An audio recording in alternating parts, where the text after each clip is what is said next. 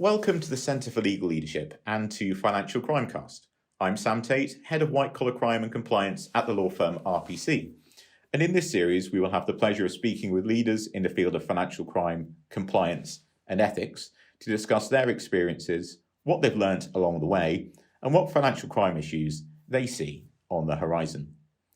In this episode, we are joined by Sarah Pritchard, Director of the National Economic Crime Centre, the NECC, and previously Legal Director for the NCA, which included overseeing the NCA's in-house legal function. Sarah, you're very welcome to join the Financial CrimeCast. It's a pleasure to see you again. Thank you, Sam.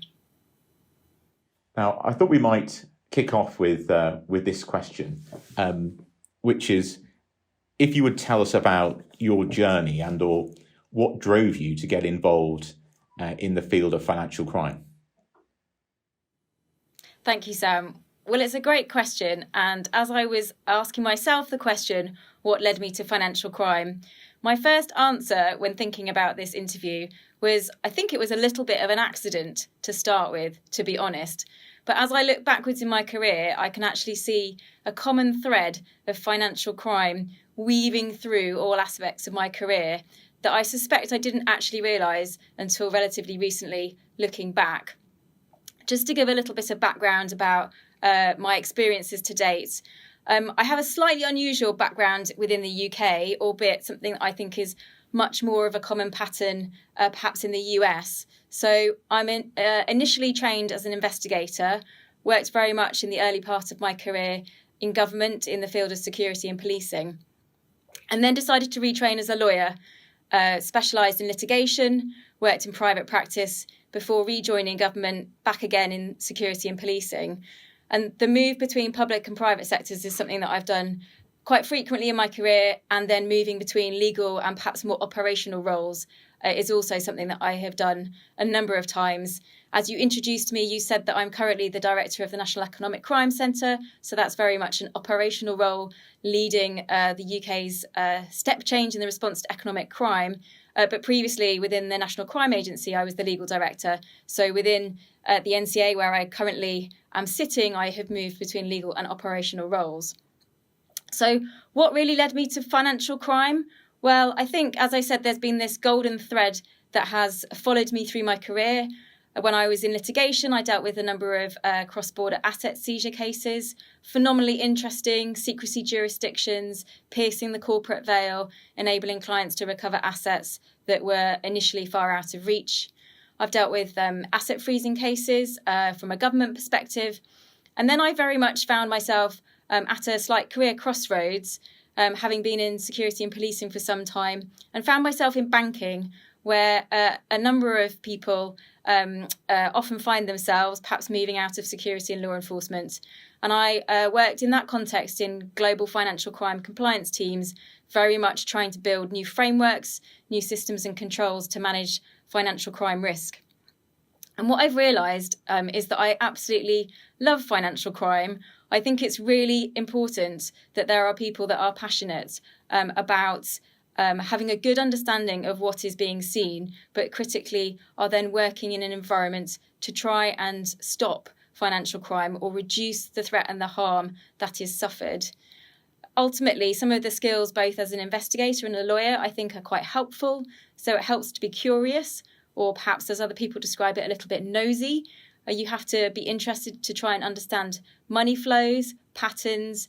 You need the ability to do end-to-end thinking. And critically, that's where the legal skills, I think, are quite relevant. Legal skills of analysis, logical thinking, but also critically sort of problem solving. How can you best prevent some of the activity that you see, particularly when you're in a private sector institution and you're responsible for financial crime? So I actually think that in my current role, and in financial crime in particular, it is a real opportunity where all of my previous experience strangely joins up, both my investigative training, my legal training, and then doing so within my current role is something that I really enjoy. Well, thank you. And I certainly agree that it is an area which people get into who've got a passion for it. And I recall us meeting when you'd moved into the the compliance side and talking with you about that and your passion for the prevention side. It's certainly interesting to talk with people who've moved between different aspects of this, and so can see the whole, the all the financial crime kind of in a holistic way. And thank you for sharing your take on it and your journey. Going back to kind of the start of your career, I wondered if there was anything you might say to a younger version of yourself, so maybe perhaps 3 things that you might advise them for or against. Certainly. I think keeping the list to 3 was quite a challenge, but I select my top 3 pieces of advice to my former self. I think number 1 is really important, is to do something that you enjoy. So much of our lives are spent working that I do think it's really important to do something that you enjoy, that you learn from, that you enjoy working with your colleagues. And I think you need to recognise that what you enjoy is likely to change through the course of your career. So what you enjoy when you first start out may well be very different. But if you can ideally work in an environment or in a subject matter that you enjoy, I think that is really important. And it may lead you to take changing paths at different points in your career. The second thing I would say is don't worry about being pigeonholed. I don't actually think these days that people are pigeonholed, but sometimes I think particularly if you train as a lawyer, you might think that the only opportunities that are available to you are perhaps in legal roles. But I would say that there is so much that you gain as a lawyer in terms of transferable skills and expertise. And if you look around you, if you look within society as a whole, there are many people who train as a lawyer and then end up taking some quite different career paths. I think it's quite difficult when you're in the early part of your career to genuinely believe that you can take a different path that is different to your professional training, regardless of what your professional training is. But I think these days you absolutely can take a number of different opportunities. And so oftentimes it's as much about yourself pigeonholing your own expertise as it is about other people pigeonholing you. So I would say don't worry about being pigeonholed and don't let yourself be pigeonholed. You absolutely will have lots of transferable skills. And then the third thing I would say, and I've heard others say this on similar types of interview, is timing is never perfect. So it is really rare that your perfect job comes up at the perfect moment. I would encourage my younger self to take opportunities as they arise, sometimes recognising that perhaps an opportunity has come earlier or later than you might think, but opportunities are there to take. Oh, I think that's a really good one to reflect on, seize the day. And for many people watching this who are working in-house or in compliance, they may get that opportunity a bit earlier than they'd like, and they'll be forced into the limelight, or they'll have to use new skill sets. And certainly my own experience is the same, and there's a real value to having done lots of different things, and people will often help you if you ask. There are lots of great people out there working as coaches or mentors, for instance, as well, that they can reach out to, certainly more than there were in the past, and more kind of recognised skill set. Sam, if I may just add a fourth, you talked about actually talking to other people at different points in your career. I would just say it is through talking to people, having coffees with people, or virtual meets such as we're doing today, that you can help get an understanding of the range of opportunities that there are out there. I think in the early parts of my career, I was working in an environment where it was quite disconnected and isolated. And actually, I learned an awful lot through the experience of trying to reach out, find people to have coffee with, so I could try and test the extent of my transferable skills. So I would encourage my younger self to perhaps start having coffees with people at an earlier point in my career. I was always surprised at how responsive people are and how willing everyone is to drink coffee. And now that I am in the same position where people ask to have coffee with me, I always seek to repay the coffees that other people had with me in earlier parts of my career. Well, I think that's a great way of looking at it. and thank you, for adding that. I think perhaps we might move on to our third question of four, and it's more going into the kind of technical side of things. But I wondered what you saw as perhaps the three current trends in compliance or financial crime, which were most relevant to your work at the NECC. So certainly, as we have this conversation here today on Zoom, on a virtual platform, in a pandemic, I think obviously the number one thing to start with is the effect of the COVID-19 pandemic. What we've seen through my work in the National Economic Crime Centre, and no great surprises here, but worth reinforcing, is we do see that criminals take advantage of the change in position to seek to continue their criminal activities. And that is, of course, something that we will see continuing through this year. As we move in and out of physical lockdowns, money laundering methodologies will change. Equally, and really importantly for us all to have at the front of our minds is being really alert and aware to the potential for fraud. So we saw through the pandemic people using COVID as a hook to entice people in to become victims of fraud, whether that's using the sale of fake PPE or testing kits in the early days of the pandemic, taking advantage of government stimulus schemes more recently, or the COVID vaccine fraud. We will see criminals continue to adapt and continue to use the emerging pandemic situation to seek to entice people in particular to COVID-related frauds. So that's the number one thing that I wanted to start with.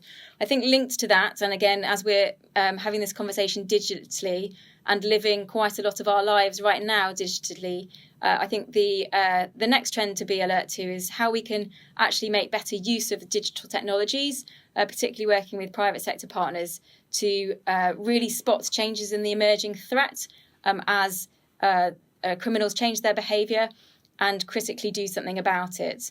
So we know that private sector partners are investing a lot in terms of technology, changing the way that perhaps they're doing their compliance or their monitoring systems, really wanting to stay in step with the private sector and seeking to make the best use of data and digital technologies so that we can be proactive as well as being reactive in terms of what we're seeing.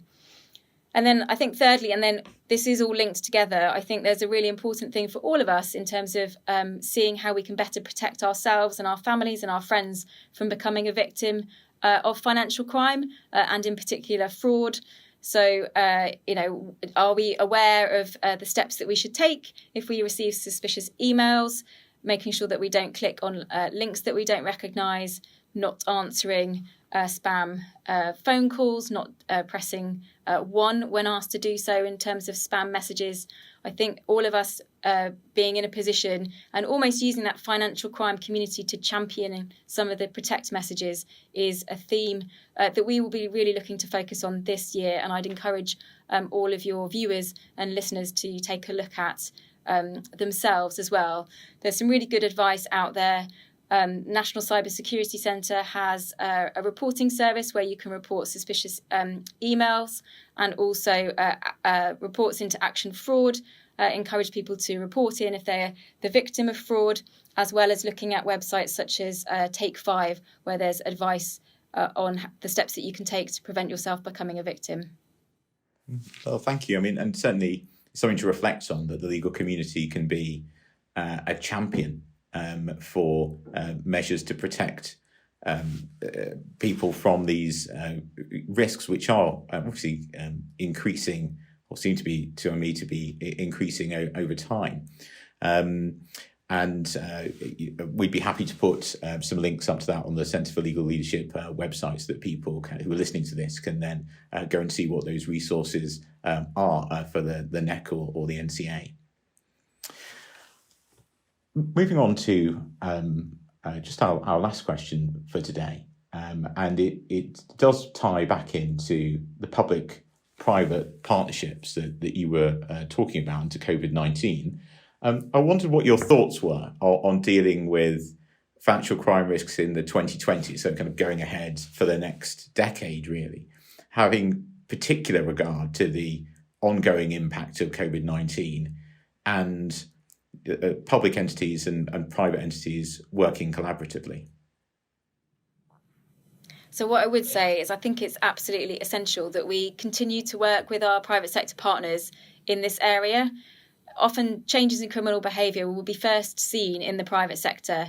That could be within the banking industry in terms of changing patterns of money laundering, changing patterns of the use of money mules.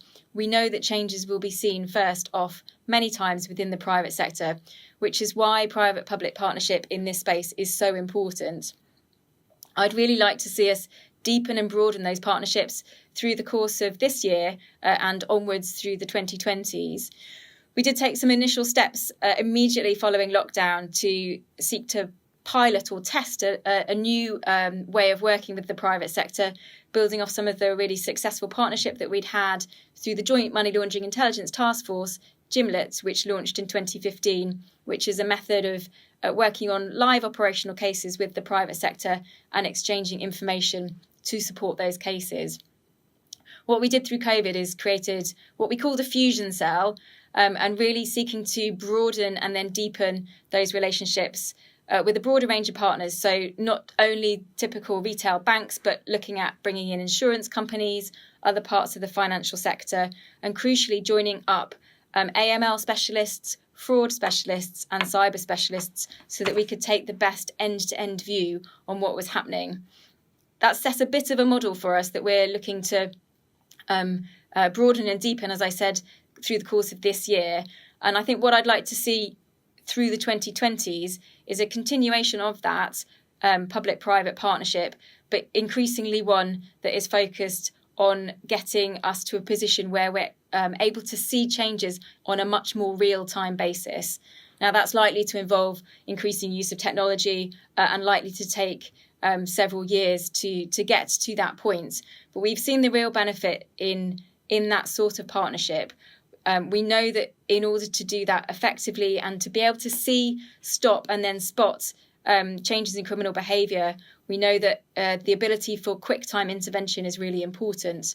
So information sharing at speed and joining up across AML, fraud and cyber silos will be continually important for us this year, both enabling organisations to join up themselves, but then also join up within and across sectors.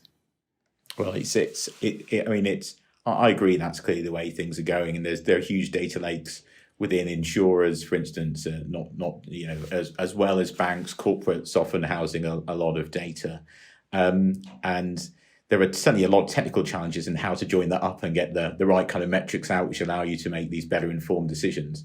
It's something that ought to benefit everybody.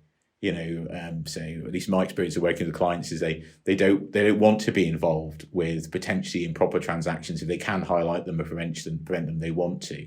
But often they won't have the whole picture, and where the NECC and the NCA can come together is you have that fantastic oversight and insight into how these things come together and some of the typologies. So I think there's a lot of goodwill towards those processes, and I think I can see how they'll be an important part of the future. It's very exciting, in fact, to think about being able to really get in there in real time and make a difference. Well, Sarah, thank you very much for your generous time today with us on Financial CrimeCast at the Centre for Legal Leadership. It's always a pleasure to speak to you, and it's always enlightening. So thank you for sharing, your journey, your advice to your younger self, your thoughts on financial crime trends, and of course what will come next in the next 10 years in this kind of fairly tumultuous period. Thank you very much. Thank you, Sam, for inviting me on.